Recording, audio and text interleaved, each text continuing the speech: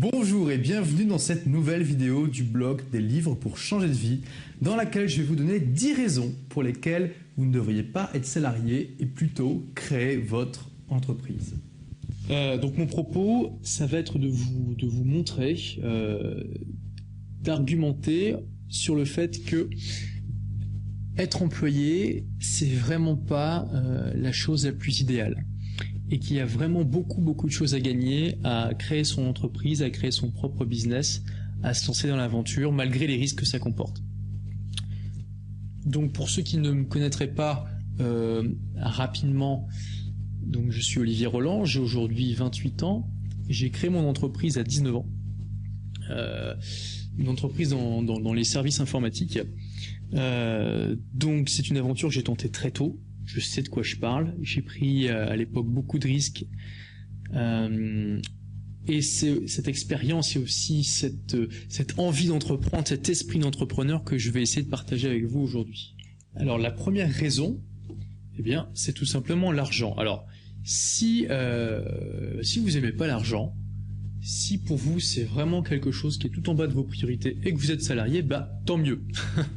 Tant mieux parce que être salarié, c'est vraiment la pire manière au monde de gagner de l'argent, la moins efficace. Pourquoi? Tout simplement parce que être salarié, c'est échanger son temps contre de l'argent. Ça veut dire que vous ne pouvez pas gagner de l'argent sans y passer du temps. Alors si vous avez baigné dans cet état d'esprit selon lequel eh bien, pour gagner de l'argent, il faut absolument y passer du temps, ce que je vous dis peut-être vous paraître vraiment étonnant, voire bizarre. Vous vous dites que c'est un peu le monde à l'envers, mais moi je vous pose la question, pourquoi d'après vous il faudrait absolument passer du temps pour gagner de l'argent? Je veux dire, pourquoi vous ne seriez pas payé 24 heures sur 24, 7 jours sur 7, pendant que vous mangez, pendant que vous dormez, pendant que vous partez en safari en Afrique, pendant que vous partez faire du ski à la montagne? Alors ça peut paraître un peu surréaliste, mais est-ce que vos plantes s'arrêtent de pousser quand vous arrêtez de les arroser? Non. Gagner de l'argent sans travailler est tout à fait possible, et ça existe depuis bien longtemps. Un des moyens classiques de le faire, c'est d'investir dans l'immobilier, et une fois que vous avez remboursé votre emprunt, eh bien les loyers constituent un revenu, ce qu'on appelle un revenu passif, c'est-à-dire que l'argent que vous gagnez est dissocié du temps que vous devez y passer. Si vous avez plusieurs appartements dont les crédits sont remboursés, bon alors certes vous devrez peut-être y passer un peu de temps, mais clairement le revenu que vous gagnerez sera indépendant du temps que vous y passerez. Donc évidemment c'est le rêve de presque tout le monde, de pouvoir gagner de l'argent sans rien faire, mais bon, le but n'est pas de rien faire, le but c'est de pouvoir dissocier le temps de travail du revenu pour être libre de faire ce qu'on souhaite. Si on a envie de travailler, on peut travailler. Alors, créer une entreprise n'implique pas forcément de pouvoir dissocier le temps qu'on y passe de l'argent qu'on y gagne.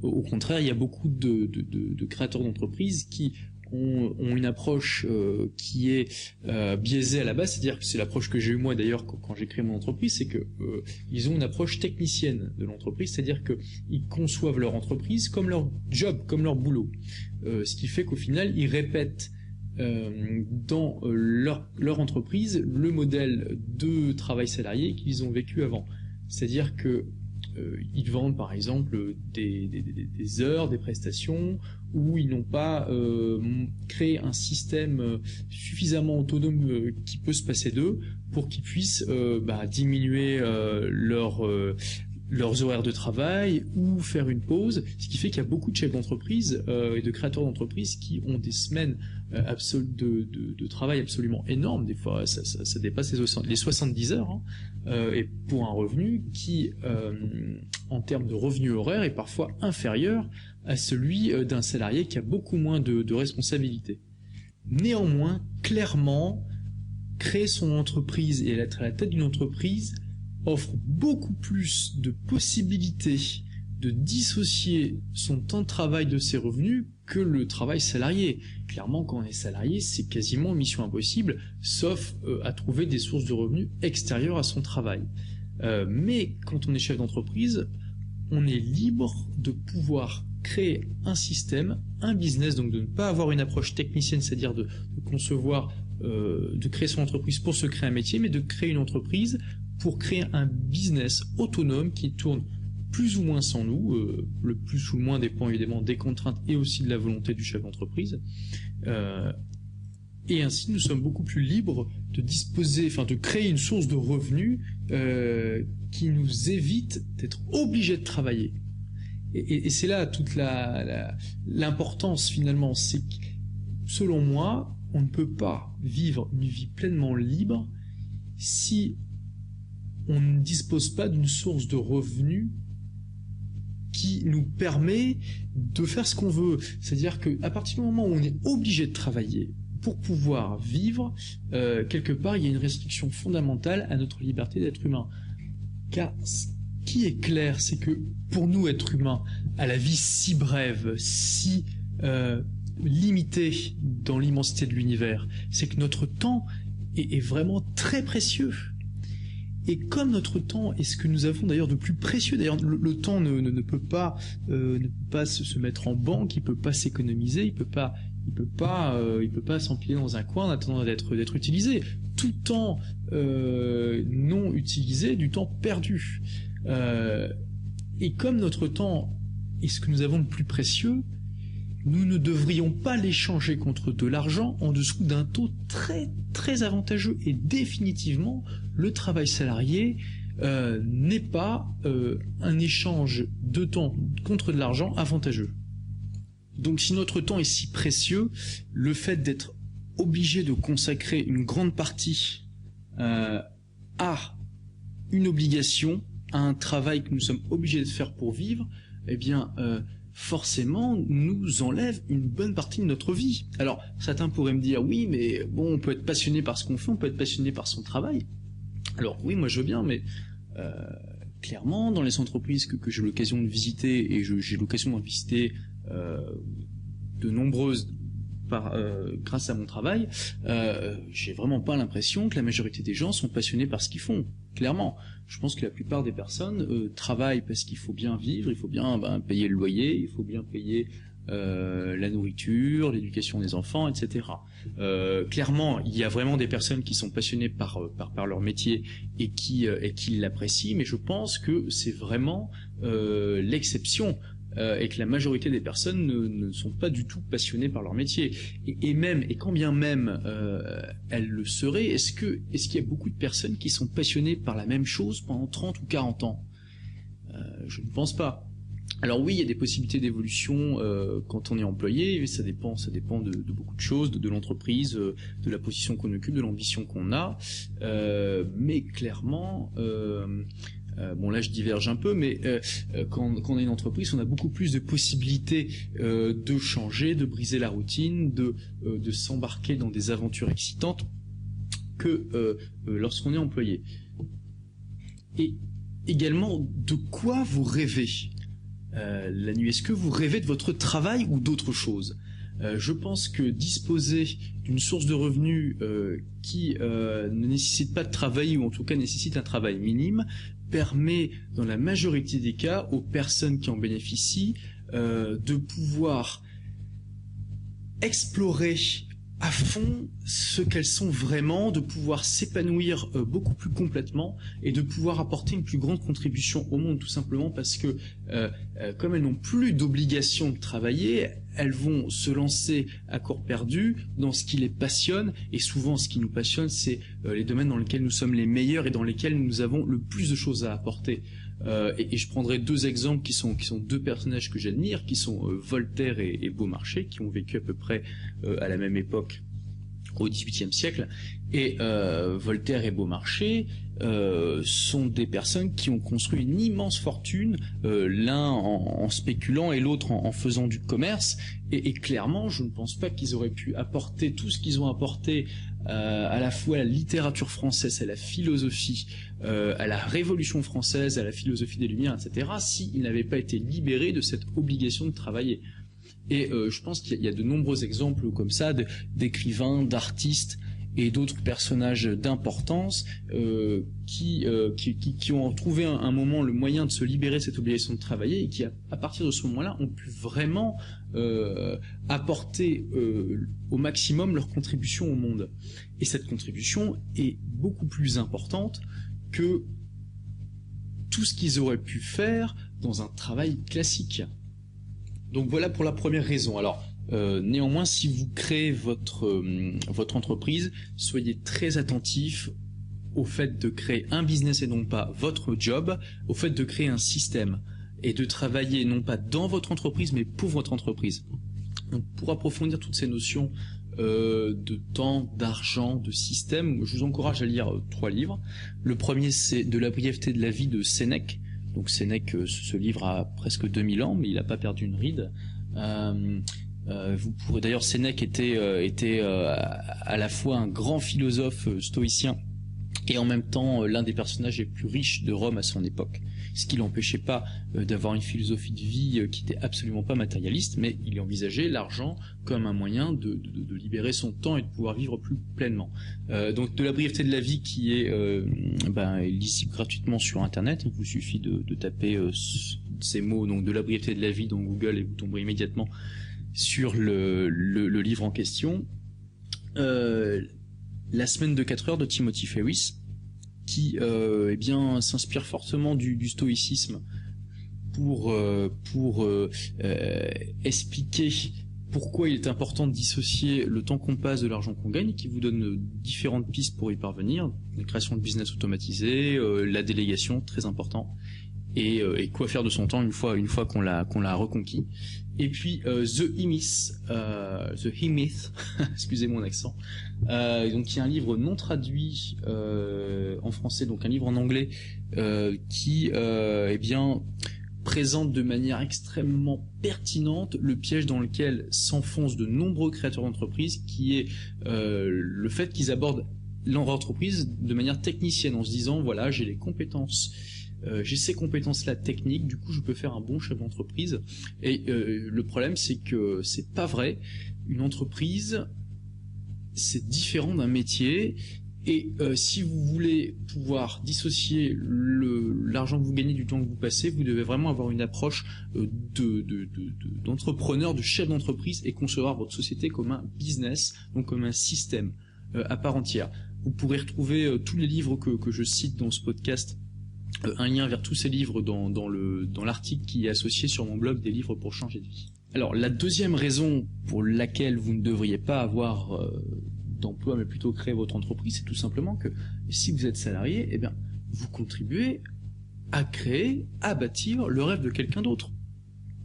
Alors certes, quand vous êtes employé, il y a peut-être quelques avantages, notamment le fait d'intégrer une organisation déjà existante, de ne pas avoir à réinventer la roue, d'être plus ou moins guidé en fonction des organisations, de l'entreprise, etc., d'être dans un cadre rassurant et surtout qui est approuvé par la majorité des personnes. Mais dites-vous quelque chose. Dans une entreprise ne peut pas survivre sans qu'elle soit rentable. Pour qu'elle soit rentable, c'est pas compliqué. Il faut que ses employés lui rapportent plus que ce qui leur coûte. Ce qui veut dire que, de votre point de vue à vous, c'est vraiment pas avantageux, parce que clairement, vous n'allez pas avoir un retour à 100% de la valeur que vous apportez à votre entreprise. C'est normal. Vous devez apporter plus que ce que vous coûtez à votre entreprise pour qu'elle vous garde. Néanmoins, quand vous êtes chef d'entreprise, non seulement vous pouvez maximiser la valeur ajoutée que vous apportez aux autres, vous pouvez de plus obtenir un retour sur investissement par rapport à cette valeur qui est de 100%, et en plus, vous pouvez également utiliser la valeur de tous les autres pour la transformer en revenu financier. Et votre rôle sera, en fonction de votre organisation aussi, de savoir tirer parti de la valeur de chacun et de faire en sorte que chacune de ces valeurs contribue de manière harmonieuse au tout. Et quoi qu'il en soit, souvent les créateurs d'entreprises réalisent un rêve lorsqu'ils créent leur business, que leur business soit leur rêve en eux-mêmes ou plus simplement qu'il soit un moyen pour eux d'accéder à ce rêve. Et en étant employé dans une structure comme celle-là, eh bien, vous mettez vos rêves de côté pendant tout le temps où vous travaillez dedans. Donc vous pouvez essayer de réaliser vos rêves le soir quand vous rentrez chez vous, ou le matin ou le midi, mais en tout cas, pendant que vous travaillez dans cette entreprise, eh bien, vous ne travaillez pas à vos rêves la plupart du temps, et vous contribuez à construire le rêve de quelqu'un. Donc j'en viens à la troisième raison, qui est complètement corrélée à la deuxième et à la première d'ailleurs, c'est que, eh bien, je vais prendre une image, travailler dans une entreprise qui n'est pas la vôtre, c'est comme si vous étiez un locataire, donc vous louiez un appartement ou une maison, et que le loyer était plus cher que le crédit de remboursement du propriétaire. C'est-à-dire que au final, quelqu'un est beaucoup plus gagnant que vous. Si vous payez votre loyer 500 € par mois et que votre propriétaire, lui, rembourse ses crédits à 400 € par mois, ça veut dire qu'il gagne 100 € sur votre dos et qu'en plus, à la fin, il est propriétaire de l'appartement. Donc, vous avez tout perdu. Vous jetez votre argent par les fenêtres et vous contribuez à enrichir quelqu'un. En plus, ce propriétaire, s'il connaît des difficultés financières, pourrait, c'est comme s'il pouvait vous renvoyer du jour au lendemain, alors peut-être avec un petit peu de préavis et quelques indemnités, certes, mais néanmoins il pourrait vous renvoyer. Et c'est ça finalement être employé dans une entreprise. C'est non seulement sacrifier ce qu'on a de plus précieux contre la manière la moins efficace au monde de gagner de l'argent, c'est aussi, donc c'est contribuer à bâtir le rêve de quelqu'un, mais c'est aussi aider à construire quelque chose qui ne nous appartient pas, et d'une structure de laquelle nous pouvons nous faire éjecter du jour au lendemain, sans bénéficier du tout de tout ce que nous avons apporté à cette structure, hormis bien sûr l'expérience que nous avons acquise. Mais si vous êtes chef d'entreprise, l'entreprise que vous bâtissez, elle vous appartient. Toute la valeur que vous y mettez, toutes les choses qui font qu'elle grandisse, au bout d'un moment, elles paieront un jour ou l'autre, parce que si vous avez bien construit votre entreprise comme un business et non pas comme un métier, le jour où vous en aurez assez, où vous voudrez arrêter, vous pourrez vendre cette entreprise.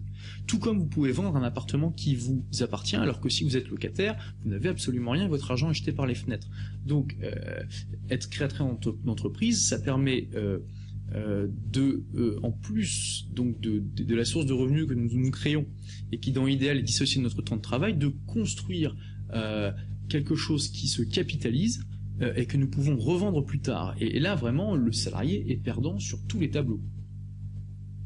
Et cela m'amène à la quatrième raison, qui est que aujourd'hui la sécurité de l'emploi est clairement une illusion. Bon, à part si vous êtes fonctionnaire bien sûr, mais être employé aujourd'hui par sécurité, parce qu'on a peur de se retrouver au chômage, pour moi c'est vraiment une illusion. C'est fini les entreprises je pense qu'il y en existe encore d'ailleurs. Parmi mes clients se trouve la société Peugeot, et j'ai pu constater, en tout cas dans les filiales commerciales que je fréquente, qu'il y a une vraie politique sociale du salarié. J'ai vu des femmes de 55 ans qui avaient 30 ou 35 ans de boutique, qui n'étaient plus vraiment très utiles, parce que clairement dépassés par la nouvelle technologie informatique, et qui étaient, les cadres de Peugeot essayaient du maximum de leurs possibilités de leur donner du travail, des choses à faire, de faire en sorte qu'elles soient utiles. Alors que je pense que dans d'autres entreprises, clairement, on les aurait poussés vers la sortie à 55 ans. Donc ça existe encore, des entreprises qui ont une politique sociale de l'employé, mais combien sont-elles ? je pense qu'aujourd'hui, c'est vraiment la minorité.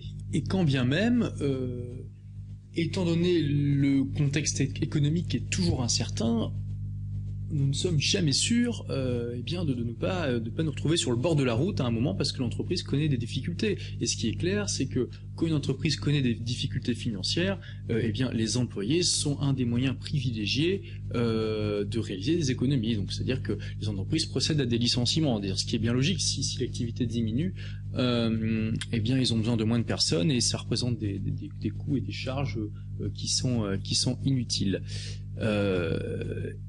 Et puis même qui aujourd'hui veut rester 20, 30, 40 ans dans la même entreprise. Je pense pas qu'il y a beaucoup de personnes qui le souhaitent. C'était peut-être vrai il y a du temps de nos parents, de nos grands-parents, mais aujourd'hui la plupart des jeunes souhaitent avoir l'expérience la plus diversifiée possible et passer d'une entreprise à une autre. Donc compter sur son entreprise pour nous protéger en cas de problème, pour faire tout pour conserver notre emploi en récompense de notre fidélité, ça me semble dans bien des cas une utopie. Je dis pas que ça n'existe pas, mais je pense que dans la majorité des cas, les entreprises d'aujourd'hui auront beaucoup de mal à satisfaire cette vision un peu idéaliste. Donc être employé, ce n'est pas une sécurité, sauf sur un point. Ce qui est clair, c'est que quand vous êtes employé, vous cotisez aux ACDIC. Donc si vous êtes licencié, vous avez le droit jusqu'à 2 ans de chômage, d'indemnité chômage. Et ça, c'est vrai que c'est un vrai avantage par rapport aux créateurs d'entreprise, parce que malheureusement, le statut de créateur d'entreprise ne vous permet pas de cotiser aux ACDIC. Il faut prendre des assurances supplémentaires qui sont souvent chères et que peu de créateurs prennent. Ça, c'est vraiment un gros problème en France. Que ce statut finalement rendu précaire du créateur d'entreprise, mais ça en rend le risque plus excitant, mais aussi évidemment, comme pour tout ce qui est excitant, ça fait aussi plus peur. Mais si vous êtes employé et que vous faites licencier, dites-vous que si vous avez 2 ans d'indemnité chômage, c'est une opportunité unique, parce que pendant 2 ans, vous allez être payé sans rien faire. Là, vous allez pouvoir dissocier justement votre temps de travail de votre argent, et ça va vous permettre de vous consacrer à vos passions et pourquoi pas de créer une entreprise qui va devenir votre source de revenus, et dans l'idéal, cette source de revenus sera dissociée de votre temps de travail. Alors la 5e raison, c'est tout simplement que plus longtemps vous restez salarié, et au plus longtemps vous trouverez ça normal, au plus longtemps vous hésiterez à vous lancer dans l'aventure, et au plus difficile ça sera pour vous de quitter ce cocon, cette illusion de sécurité que vous vous serez créé, et vous installerez dans votre zone de confort, c'est-à-dire une zone où vous ne sentez pas forcément le plus heureux du monde, mais en tout cas vous n'êtes pas malheureux et vous vous sentez bien, vous êtes confortablement installé dans votre fauteuil, douillettement, dans votre zone de confort. Vous n'avez pas affronté vos peurs, vous n'avez pas affronté vos limites, vous n'avez pas tenté de les dépasser, vous n'avez pas à risquer d'échouer de manière publique. Du coup vous restez un peu dans cette ornière, même si elle commence de plus en plus peut-être à ne plus vous convenir tout à fait. Et ça, c'est un vrai risque. Que de s'enfermer ainsi dans sa zone de confort. Et je pense que sincèrement, les créateurs d'entreprises ont beaucoup moins d'occasions. Bien sûr, ça peut arriver, mais je pense que en général, les créateurs d'entreprises ont beaucoup moins d'occasions de s'enfermer dans cette ornière, tout simplement parce que, créer et gérer une entreprise, c'est un défi de tous les jours. Et je pense bien plus qu'être salarié, parce que ça implique beaucoup plus de responsabilités. L'aventure est bien plus excitante. Ce qui fait qu'en général, les créateurs, les chefs d'entreprise ont plus envie d'aller de l'avant. En plus, ils bâtissent leurs rêves. La motivation est beaucoup plus présente. Et cela m'amène à la 6e raison, qui est que, créer une entreprise, c'est vraiment une aventure qui est formidable, qui est excitante. et qui vaut le coup par elle-même. Et là, dans ce cas-là, vraiment, le voyage autant que la destination compte. Qu'est-ce qu'il y a de plus formidable que de risquer, de prendre des risques, d'affronter ses peurs, de se lancer dans l'inconnu pour réaliser ses rêves. Je pense qu'il n'y a pas de plus belle aventure humaine possible, et clairement, créer son entreprise permet de vivre cette aventure merveilleuse. Est-ce que vous pensez qu'on peut ressentir la même excitation, le même enthousiasme, la même envie profonde de prendre des risques quand on est employé? Non, je pense que vraiment dans la majorité des cas, clairement, c'est impossible. La 7e raison, c'est l'expérience. Alors vous vous dites peut-être que si vous êtes employé, que voilà, être salarié, avoir un job, ça vous permet d'engranger de l'expérience. Et c'est pas totalement faux. Mais je pense que clairement, dans la grande majorité des cas, créer son entreprise permet d'engranger une expérience à une vitesse stupéfiante.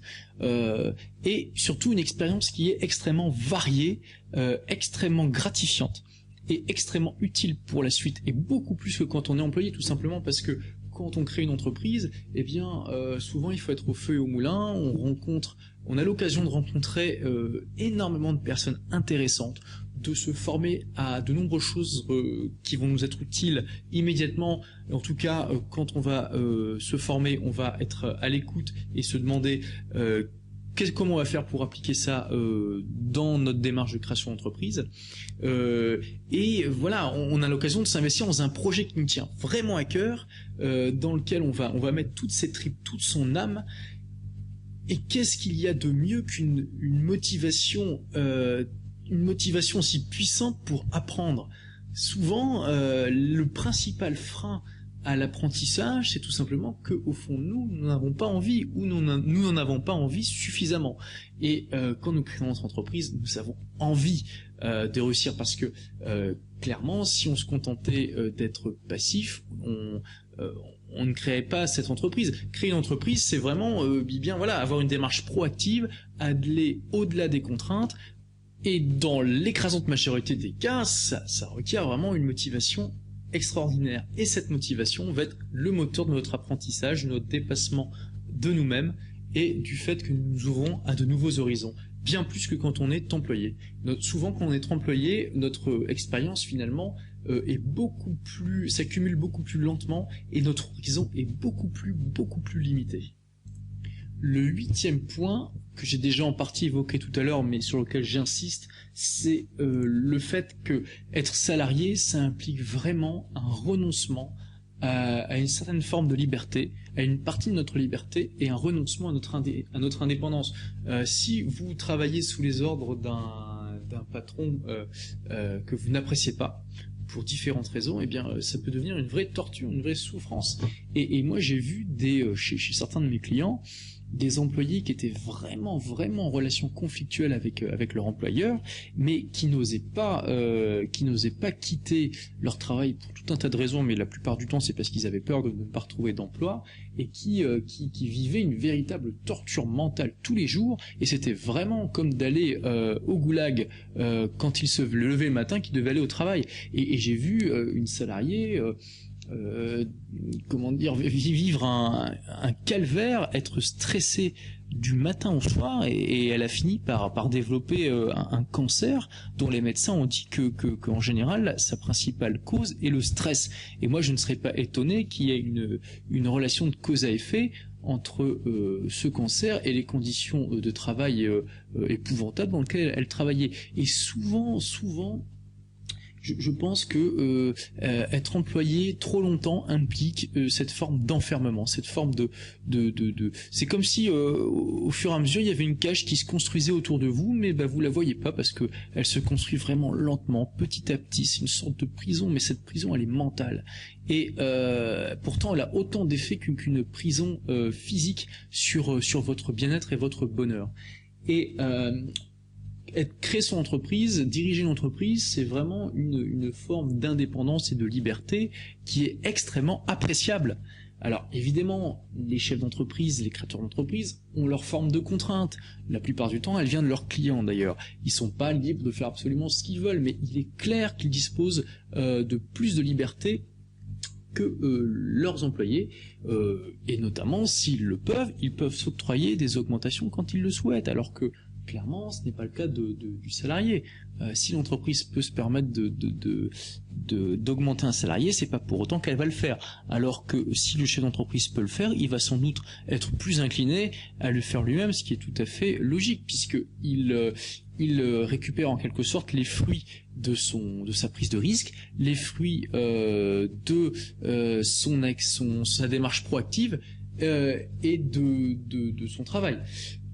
De plus, si vous arrivez à créer un business automatisé ou semi-automatisé, eh bien, clairement, voilà, vous disposez d'une liberté qui est infiniment plus grande que celle de l'écrasante majorité des gens, puisque vous disposez d'une source de revenus pour laquelle vous ne devez pas travailler ou travailler un minimum.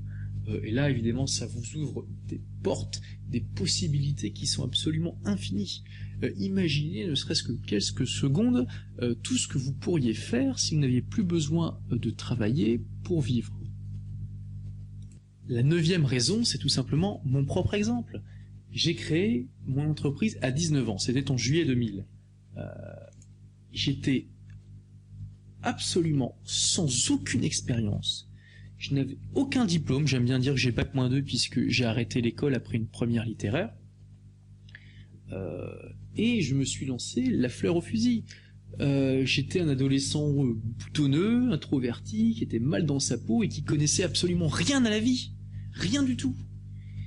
Donc si j'ai réussi à le faire, bah, vous pouvez le faire aussi.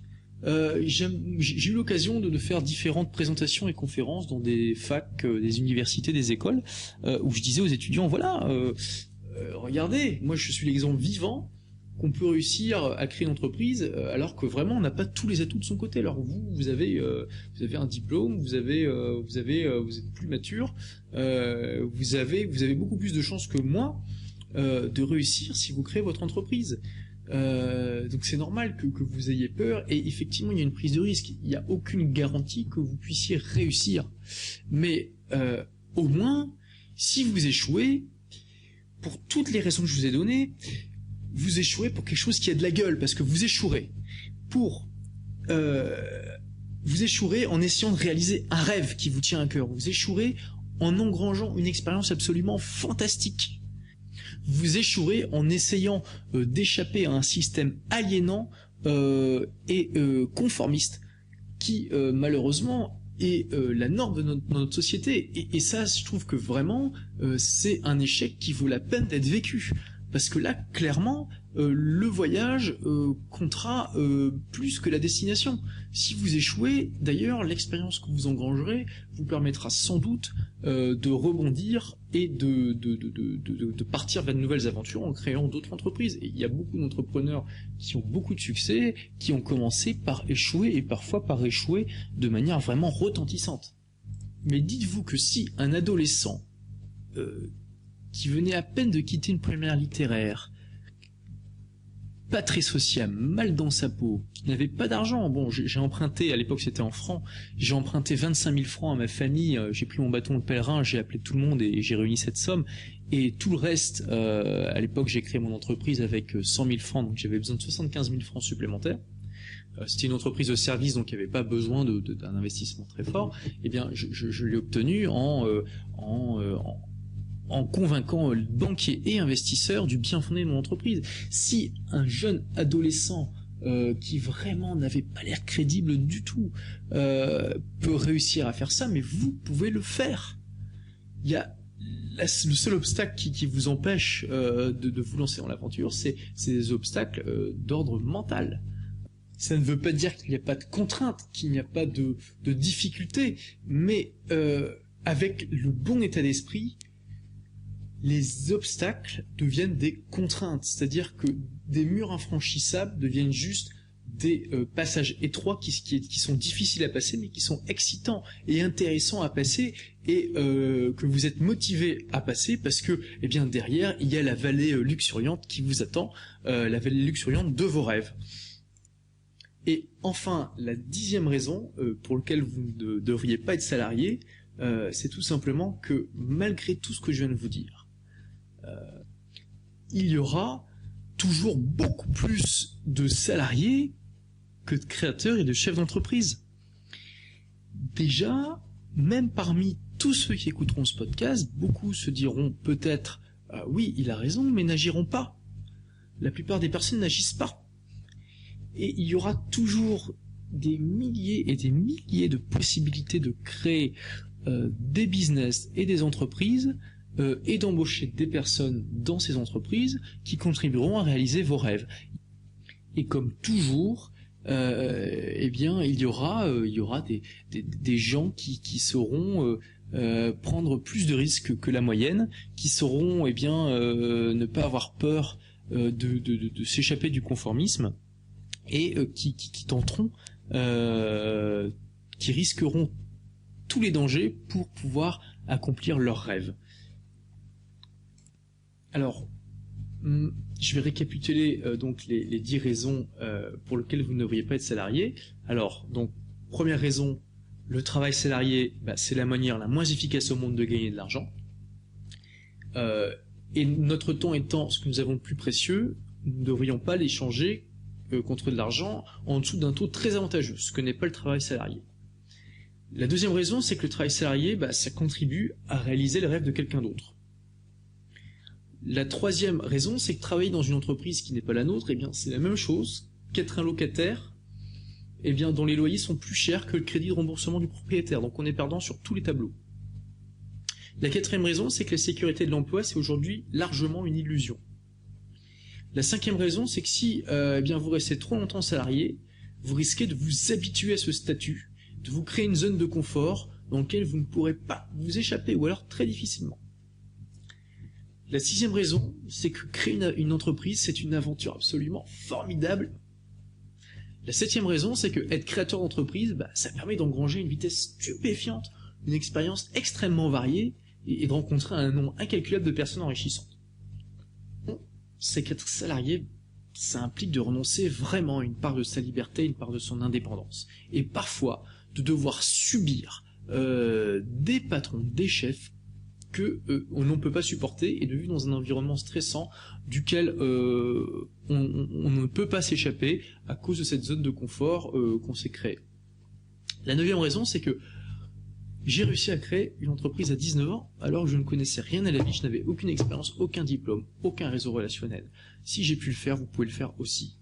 Et la 10e raison, c'est que malgré tout cela, il y aura toujours plus d'employés que de chefs d'entreprise, de créateurs d'entreprise, et qu'il y a toujours énormément de place à prendre. Alors ceci dit, je pense que vous avez compris que le fond de mon propos, c'est qu'il est important, selon moi, de vivre une vie où nous profitons au maximum de notre temps, sans être obligés de faire des choses qui ne nous plaisent pas juste pour vivre, et où nous pouvons nous adonner à nos passions, contribuer au maximum à apporter quelque chose au monde, et à vivre une aventure excitante. Et je reconnais que cela peut passer aussi par autre chose que de créer son entreprise. Je pense que vraiment le plus important à la base, c'est de pouvoir dissocier l'argent que l'on gagne de son travail, mais ça ne convient pas à tout le monde. Par exemple, si vous êtes un engagé bénévole ou même salarié passionné d'une ONG et que ça représente toute votre vie, effectivement, créer une entreprise n'est pas forcément une réponse. Et il y a d'autres manières de pouvoir dissocier l'argent que l'on gagne du travail que l'on fait. Par exemple, on peut réduire ses besoins de manière à réduire de manière très importante son besoin de travailler. Je prends l'exemple de Henry David Thoreau, qui est un philosophe américain célèbre, et qui a donc un philosophe du 19e siècle, et qui a vécu une expérience vraiment très intéressante, fascinante même. Il a été vivre pendant 2 ans dans un bois, dans une forêt. Il s'est construit lui-même une petite maison. Bon, c'était plus une cabane, mais avec le confort minimal suffisant, Et pendant 2 ans, il n'avait pas besoin de travailler. Il avait d'ailleurs calculé que les fermiers travaillaient surtout pour devoir rembourser et leur ferme et survenir aux besoins de leur ferme, ce qui est très paradoxal, c'est un peu un serpent qui se mord la queue. Et il avait une philosophie de la simplicité et selon lui, le bonheur n'était en rien lié au matérialisme. Et on pouvait s'en affranchir en réduisant ses besoins au maximum et du coup en travaillant le minimum. Alors il raconte son expérience dans un roman autobiographique que je vous recommande vraiment. C'est vraiment une lecture extrêmement intéressante. Ça s'appelle Walden ou La vie dans les bois. Et ça c'est aussi une forme de réponse à ce risque d'aliénation que représente le travail salarié. Et ça existe aujourd'hui des communautés qui essaient d'être autonomes et dont le but est de pour survenir à leurs besoins fondamentaux et à vivre autre chose que bien le train-train du 9h-18h et du métro boulot dodo. Néanmoins, je pense que c'est dans notre société actuelle beaucoup plus difficilement applicable que la création d'une entreprise qui me semble plus intéressante, plus excitante et plus accessible, bien qu'évidemment ça ne soit pas exempt de difficultés. De plus, clairement, l'argent apporte une liberté beaucoup plus grande parce qu'elle nous donne plus de possibilités et notamment l'argent permet de voyager et de parcourir le monde et je pense que nous sommes dans une époque où il n'a jamais été aussi facile de voyager et que ça serait vraiment dommage, mais ça c'est un avis personnel, de ne pas profiter de cette formidable invention qu'est l'avion pour ne pas découvrir les merveilles que le monde recèle. Et donc, quoi qu'il en soit, l'argent est un bon outil pour se créer une vie libre et centrée sur nos passions.